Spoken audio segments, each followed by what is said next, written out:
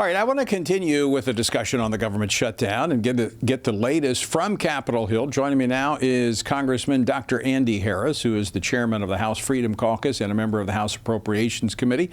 He represents the 1st Congressional District of Maryland. Dr. Harris, welcome back to Washington Watch. Thanks for joining us.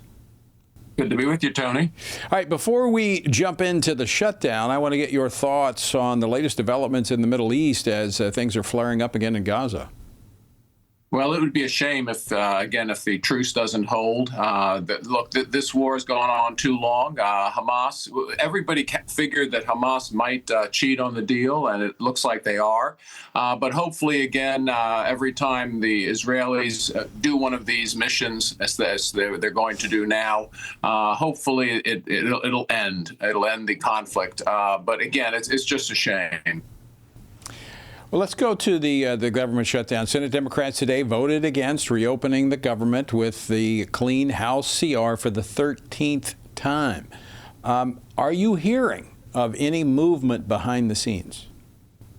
Well, I think that, again, when the SNAP benefits, fail to be loaded onto the cards on Saturday morning, that's going to be a real problem. And I think the Democrats realize it's going to be a real problem for them. That they're going to have to explain why they voted 13 times to keep the government closed and to keep SNAP benefits away from, over 40 million Americans. That's not even to talk about, as you touched on, the problems with the air traffic controllers, the problems with military not getting their pay. This just makes no sense whatsoever.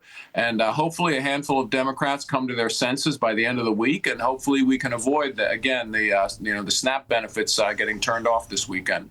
I would think with the nation's largest federal employee union calling for passage of the clean CR, these are Democratic-leaning voters. This is a part of their base. I would think the Democrats would be listening.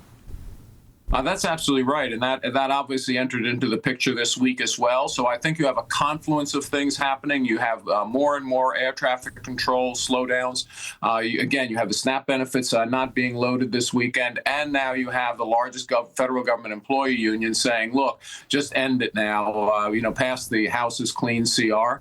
So maybe it gets done by the end of the week. I hope it does. I hope that cooler, calmer heads prevail on the Democrat side in the Senate.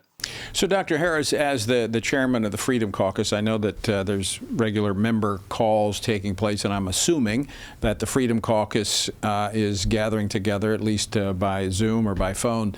What's the sense, the mood of the Freedom Caucus members? Well, right now, look, we're happy that Mike Johnson is holding the line. John Thune over in the Senate is holding the line. We think that this is the fight, the real fight now, because this is whether or not we have fiscal sanity in Washington, or whether the Democrats get their $1.5 trillion in new unpaid for spending when the government's broke. The bottom line is we can't afford new spending, and we just have to pass the clean CR. And then we could discuss whether or not we want to bring down health care premiums with some policy changes for all Americans, not just the 7% who are on Obamacare. We can talk about those things, but we got to just get the government reopened. You talk about the House Freedom Caucus being supportive of the Speaker. This is really the first time I can recall in my over 2 decades here that the Republicans have held the line, that they've not caved, they've not waved a white flag, and they've taken a stand for what the Americans gave them the authority to do, and that is stand for fiscal sanity. We're $38 trillion in debt. At some point, you got to stop it. That's absolutely right. And again, this is a sea change in both the House and Senate leadership from just a few years ago when they would have been talking about compromising, again, weeks ago. Mike Johnson and John Thune are holding the line. They should be, we appreciate it. They should be thanked for it. And I hope they hold it out till the end because, again, we have to stop the uncontrolled spending in Washington.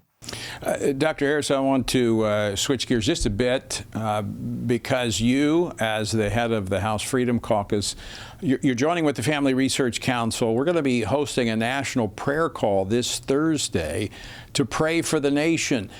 You and the Freedom Caucus recognize that we're at a point where we need prayer. Speak to that. That's absolutely right. You know, we start each and every meeting of the Freedom Caucus or the board meetings with a prayer. We frequently close with a prayer. Look, this country needs God's help. They have to turn back to God, and we are.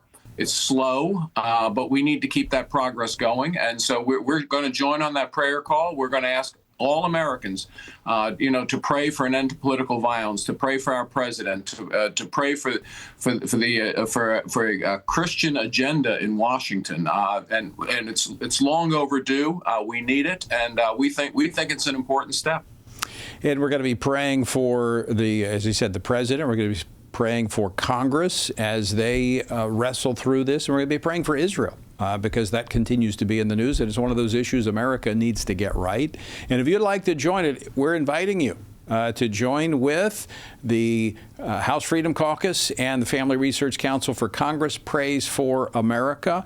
Text the word PRAYS, P-R-A-Y-S, to 67742. That's PRAYS to 67742 to find out how you can join us 8 p.m. Eastern Time on Thursday, October the 30th. Dr. Harris, there'll be a number of the Freedom Caucus members joining us. There'll be some key pastors from across the country gathering with us to pray. What do you hope to accomplish?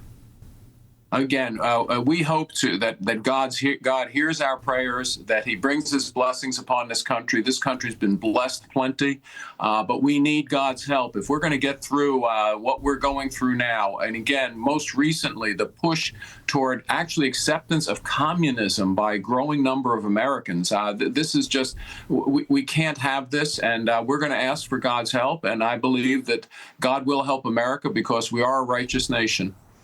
Dr. Andy Harris, thanks so much for joining us, and thank you for joining with us to issue this call to prayer.